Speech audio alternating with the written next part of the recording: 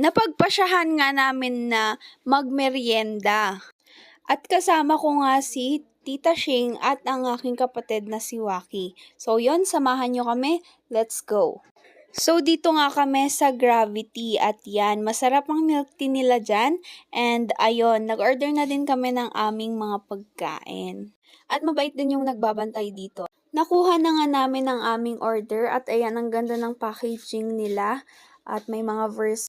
So papunta na kami sa pagpipiknikan namin at dahil nga ayaw na naming maglakad, nag-shortcut na lang kami.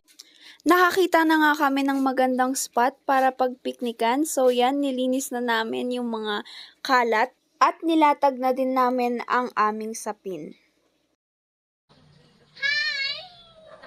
Kumain na nga kami, nag-order kami ng large milk tea at burger.